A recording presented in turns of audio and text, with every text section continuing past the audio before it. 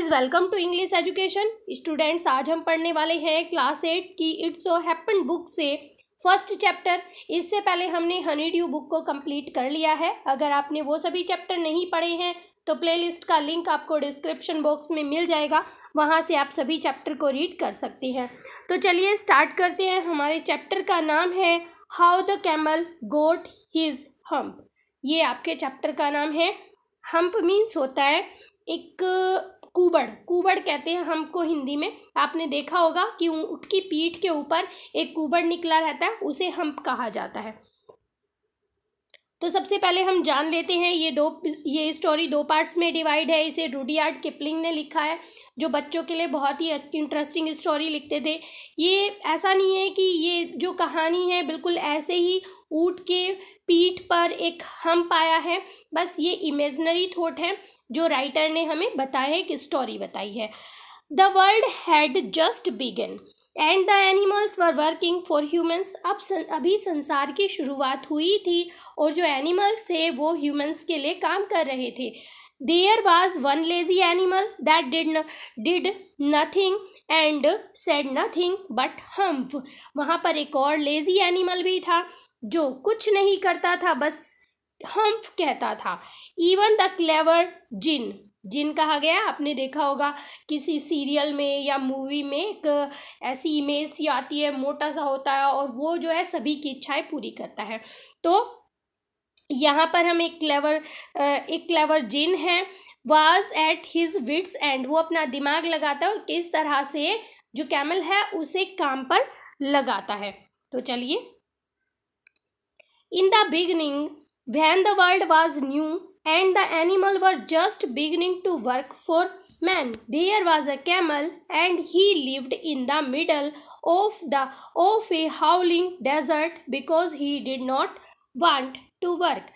तो संसार की, जैसे अभी बताया ही है कि संसार की शुरुआत हुई थी और जो एनिमल्स थे उन्होंने जो मैन थे उनके लिए काम करना शुरू किया था। वहाँ पर एक कैमल भी था जो एक हाउलिंग मीन्स ग्रेट बिग, एक बड़े डेजर्ट में रहता था क्योंकि वो काम नहीं करना चाहता था।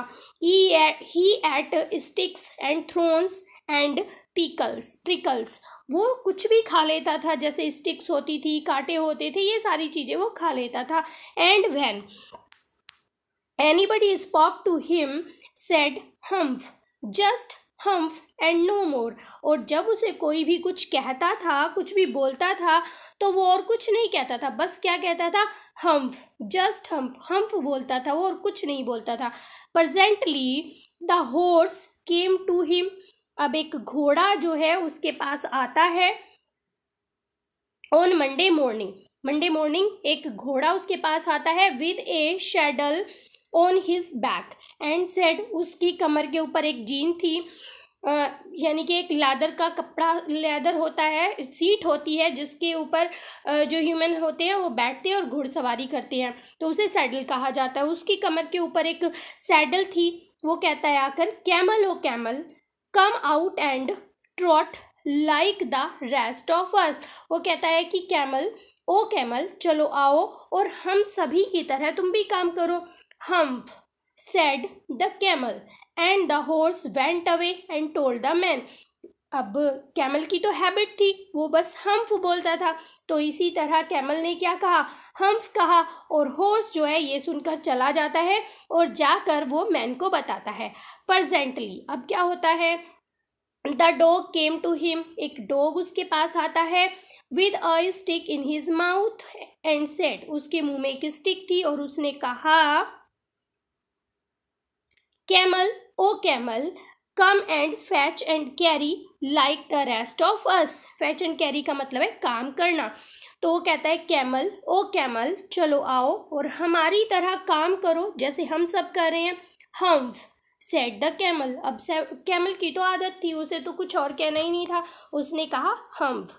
And the dog went away and told the man. अब डॉग भी चला जाता है और वो जाकर आदमी को बताता है। Presently the ox came to him। अब एक ओक्स उसके पास आता है। The with the yoke on his neck. Yoke means होता है जुआ, जिससे खेत जोता जाता है, हल बांधे जाते हैं जिससे। तो उसकी नेक के ऊपर, उसकी गर्दन के ऊपर एक जुआ था। एंड सेड, उसने कहा, camel, O camel, come and plough like the rest of us. Plough means होता है जोतना।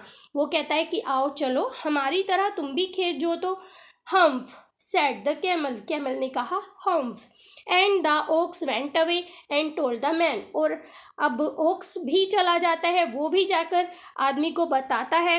Eight the end of the day the man called the horse and the dog and the ox together.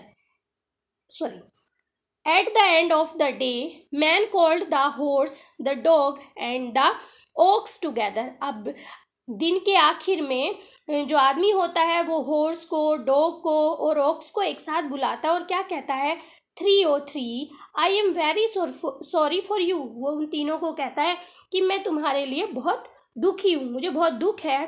But that humph thing in the desert can not work. वो कहता है कि ये जो हम्फ वाली चीज़ है ना डेजर्ट में, ये काम नहीं कर सकती है। और he would have been here by now, so I am going to leave him alone. वो कहता है कि वो जो है वो तो यहाँ पर आएगा भी नहीं, अब वो ना तो काम करेगा और ना ही आएगा। और वो कहता है कि so I am going to leave him alone, इसलिए मैं उसे अकेला छोड़ दूंगा। And you must work double time to make up for it, और तुम्हें अब डबल काम करना पड़ेगा, जितने टाइम तुम काम करते हो उससे ज़्यादा काम करना पड़ेगा। That made the three very angry। अब इससे वो जो तीनों होते हैं वो बड़ा नाराज हो जाते हैं। And they held a panchayat on the edge of the desert। Edge means होता है किनारा, तो वो जो डेजर्ट मीन्स होता है रेगिस्तान, ये सभी आप जानते ही हैं। तो वो जो है एक पंचायत रखते हैं, उस डेजर्ट के किनारे पर एक पंचायत रखते हैं। And the camel came chewing कड एंड लाफ्ड एट देम। अब जो कैमल है वो बड़ा आलसी है, वो चूइंग करते हुए, मतलब जो वो घास वो सारी चीज़ें खा लेता है, उनको चबाते हुए आता है, हंसते हुए आता है उन पर। देन ही सेड हम्फ, फिर भी वो हम्फ ही कहता है। एंड वेंट अवे अगेन, और फिर से चला जाता है। Presently there came along the jinn who was in charge of all desert, rolling in a cloud dust। अब क्या होता है, वो सभी इकट्ठा होके किसके पास आते हैं, जिन के पास आते हैं जो कि उस डेजर्ट का इंचार्ज होता है। वो रोलिंग करते हुए, मतलब डस्ट को उड़ाते हुए इस तरह से आता है जैसे कि कोई तूफान आता है।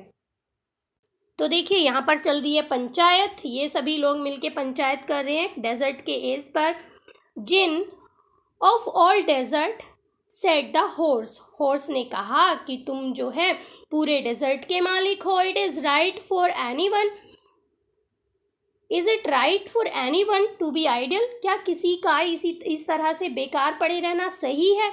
Certainly not said the djinn, जिन ने कहा कि नहीं, बिल्कुल भी सही नहीं है। Well said the horse, there is a thing in the middle of your desert with a long neck and long legs and he has not done a stroke of work since Monday morning. तो यहाँ पर जो horse होता है वो कहता है कि आपके डेजर्ट में, क्योंकि वो वहाँ पे एक जिम्मेदारी का काम करता था, तो वो कहते हैं कि आपके डेजर्ट में एक लंबी नाक वाला, लंबी टांगों वाली एक चीज़ है, और वो जो है दिन का भर भी काम नहीं करता है, जरा भी काम नहीं किया उसने मंडे मॉर्निंग से। ही वॉन्ट ट्रॉट, वो कुछ नहीं करना चाहता है। Whew said the djinn whistling, जो जिन होता है वो सीटी बजाते हुए, सरप्राइज होते हुए कहता है, दैट इज माई कैमल, कि वो मेरा camel. That does not he say about it, और वो क्या कहता है इस काम के बारे में, कि अगर तुम उसे काम करने को कहते हो तो वो क्या कहता है इस बारे में। He says hump and he won't plough said the ox. अब ओक्स भी बोलता है, ओक्स कहता है कि बस वो क्या कहता है, वो हम्फ कहता है, और वो प्लो भी नहीं करता है, कोई काम नहीं करता है। Very good said the djinn, जिन ने कहा कि बहुत अच्छा। I will humph him if you will kindly wait a minute, वो कह रहा है कि मैं उसका अभी हम्फ बना दूंगा अगर तुम मुझे 1 मिनट दोगे। तो यहाँ पर फर्स्ट पार्ट हो जाता है कंप्लीट। सेकेंड पार्ट को हम इसी वीडियो में पूरा करेंगे। अब यहाँ पर दूसरा सीन शुरू हो जाता है। The djinn remonstrated with a camel who said humph. अब जो जिन होता है वो कंप्लेन लेकर जाता है उस कैमल के पास जो हम्फ कहता था। The camel's beautiful back suddenly grew a lump, मतलब क्या चीज़ें आपके चैप्टर में इस स्टोरी में आगे होने वाली है वो सारी बताई गई हैं। Grew a lump which was the camel's humph. अब वो जो ब्यूटीफुल सा एक कैमल था उसकी बड़ी ब्यूटीफुल सी बैक थी, उस पर एक लंप बनने लगता है। लंप मतलब ऊपर की तरफ उठाव हो जाता है, जैसे स्वेलिंग आ रही हो इस तरह से बनने लगता है। The djinn assured the camel his hump would always be a help not hindrance. तो वो जो जिन होता है वो उसे भरोसा दिलाता है कि ये जो हम्प है तुम्हारा, ये जो हम्प है ये तुम्हारी हमेशा मदद करेगा, ऐसा नहीं है कि तुम्हें कोई नुकसान पहुंचाएगा, ये हमेशा तुम्हारी मदद करेगा। तो चलिए देखते हैं। The djinn rolled himself up in his dust cloak. अब जिन जो है अपने आप को रोल कर लेता है उस डस्ट के अंदर। And took a walk across the desert, और डेजर्ट में घूमने लगता है, वॉक करने लगता है। And found the camel looking at on his reflection in a pool of water. तो तभी कैमल क्या देखता है कि कैमल अपनी परछाई को, अपने रिफ्लेक्शन को एक पूल में देख रहा है। जो पूल है, पानी का पूल है, उसमें देख रहा है। My friend said the djinn what is this I hear of your doing no work. वो उससे कहता है, कैमल से कहता है, मेरे दोस्त मैं ये क्या सुन रहा हूँ कि तुम कोई काम नहीं कर रहे हो। The djinn sat down. अब जिन जो है वहीं पर बैठ जाता है। With his chin in his hand, वो अपने हाथ में अपनी चिन को रख लेता है, जैसे कि आप यहाँ पर देख भी पा रहे हैं इस तरह से, ठीक है। While the camel looking at his own reflection in the pool of water। अब जो कैमल है वो अपने रिफ्लेक्शन को पूल में देख रहा है। यहाँ पर आप देख पा रहे हो कि वो अपनी सुंदरता को देख रहा है। You have given the 3 extra work ever since Monday morning। वो कहते हैं कि तुम्हें 3 एक्स्ट्रा वर्क दिए गए हैं मंडे मॉर्निंग से, जो तुम्हें करने हैं। All on account of your idleness, और ये जो तुम्हारा आलसीपन है ना, इसकी वजह से दिए गए हैं। जिनने कहा ये सब। And he went on thinking with his chin in his hand, और वो अपनी चिन को अपने हाथ पे रखे हुए सोचता रहता है। ये सारी बातें वो उससे कर रहा है। Humph said the camel. Camel को जैसे कि हैबिट थी, उसने तो कहा humph. I should not say that again if I were you said the djinn. जिन ने कहा कि अगर मैं तुम्हारी जगह होता तो मैं इस शब्द को फिर कभी नहीं कहता। You might say it once too often. वो कहता है कि इस शब्द को तुम कितनी बार कह चुके हो। I want you to work, और मैं चाहता हूँ कि तुम काम करो। And the camel said humph again, but no sooner had he said it than he saw his back। अब जो है उसने फिर से हम्फ बोला, लेकिन अब वो जो है इस शब्द को फिर नहीं कहता जब उसने अपनी बैक देखी। That was so proud of puffing up into a great हम्फ। तो देखिए अपनी पीठ के ऊपर उसे बड़ा गर्व था, क्योंकि वो बहुत सुंदर थी उसकी पीठ। लेकिन जब वो देखता है कि उसकी बैक के ऊपर पफिंग होने लगी है, स्वेलिंग होने लगी है, एक लंप सा निकलने लगा है, एक बड़ा सा हम्फ बन गया, तो फिर उसने इस शब्द को नहीं कहा। Do you see that said the djinn. जिन ने कहा कि तुमने देखा। That is your very own humph that you have brought upon your very own self by not working. अब यहाँ पर जिन ने कहा कि देखो ये तुम्हारा ही हम्फ है और इसके जिम्मेदार तुम खुद हो। ये तुमने अपनी कमर के ऊपर खुद से लाया है क्योंकि तुमने काम नहीं किया। Today is Thursday. आज क्या है? आज थर्सडे है। And you have done no work since Monday, और तुमने मंडे से कोई काम नहीं किया है। व्हेन द वर्क बिगेन, जब से काम शुरू हुआ है, 3 दिन हो गए हैं, तुमने तो कोई काम नहीं किया है। Now you are going to work, और वो कहता है कि अब तुम जो है काम करोगे, अब तुम काम पर जा रहे हो। How can I, said the camel, camel कहता है कि मैं कैसे कर सकता हूँ। With is humph on my back, वो कह रहे कि ये जो हम्फ बन गया है मेरी कमर के ऊपर, मैं इसके साथ कैसे काम कर सकता हूँ।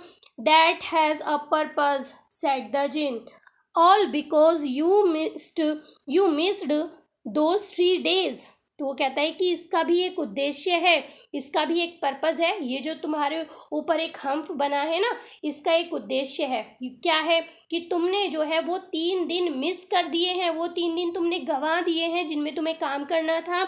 You will be able to work now for 3 days without eating, अब तुम जो है इस लायक हो गए हो कि बिना कुछ खाए तुम 3 दिन काम कर सको। Because you can live on your hump, क्योंकि तुम इस हम्प पर जीवित रह सकते हो। क्योंकि हम सभी जानते हैं कि जो ऊँट के ऊपर वो हम्प होता है वो उसे नरिशमेंट देता रहता है, अगर वो कुछ ना भी खाए तब भी उसे नरिशमेंट मिलता रहता है, बिना खाए वो काम कर सकता है। And do not you ever से I never did anything for you, और तुम ये कभी नहीं कहोगे, ये तुम्हें कभी नहीं कहना है कि मैं तुम्हारे लिए कुछ नहीं करूँगा, नहीं कर सकता हूँ। Came out of the desert and go to the tree and behave, वो कहता है कि चलो डेजर्ट के बाहर निकलो और उन तीनों को ज्वाइन करो और उनकी तरह काम करो। And the camel went away to join the 3, और अब कैमल जो है उन तीनों को ज्वाइन करने के लिए चला जाता है, उनके साथ काम करने के लिए चला जाता है। And from that day to this the camel always wear a humph, और उस दिन से कैमल के ऊपर, कैमल की पीठ के ऊपर एक हम्फ बन गया है। We call it hump now, अब हम इसे क्या कह के बुलाते हैं, हम्प कह के बुलाते हैं। Not to hurt his feeling, जिससे कि उसकी जो भावनाएं हैं वो हर्ट ना हो, उसे ये सब चीज़ें बार बार याद ना आए। बट ही हैज़ नेवर, क्यों ना याद आए, क्योंकि उसकी जो पीठ थी वो पहले बड़ी सुंदर थी, लेकिन उसके काम ना करने की वजह से जो जिन था उसने उसकी पीठ के ऊपर एक हम्फ बना दिया था। But he has never yet caught up with the 3 days, उसने तो अभी भी वो जो 3 दिन थे जो उसने गंवा दिए थे वो पूरे नहीं किए हैं। क्योंकि आपने देखा होगा ऊँट बड़ा आलसी होता है, बड़ा धीरे धीरे चलता है, उसे ऐसा कुछ नहीं है। That he missed at the beginning of the world, वो 3 दिन जब संसार की शुरुआत हुई थी ना, वो 3 दिन उसने गंवा दिए हैं। And he has never yet learn how to behave, और उसने अभी तक भी ये नहीं सीखा है कि किस तरह से बिहेव करना है, मतलब किस तरह से काम को सही तरीके से और जल्दी से करना है। और ये सभी पर लागू होता है कि अगर हम अपना कोई टाइम वेस्ट कर देते हैं, अभी हम अपने कुछ दिन गंवा देते हैं, तो वो फिर वापस नहीं आते हैं। चाहे हम कितना भी कोशिश करें, लेकिन बीता हुआ टाइम कभी वापस नहीं आ सकता है। तो यही स्टोरी से हमें मोरल मिलती है कि हमें जो है हर काम को सही समय पर कर लेना चाहिए। तो ये स्टोरी लिखी गई है रुडयार्ड किपलिंग के द्वारा। अगर स्टोरी आपको अच्छी लगी है तो एक लाइक ज़रूर करें। चैनल पर अगर आप पहली बार आए हैं तो चैनल को सब्सक्राइब करें। मिलते हैं अपने नेक्स्ट टॉपिक में, तब तक के लिए बाय बाय।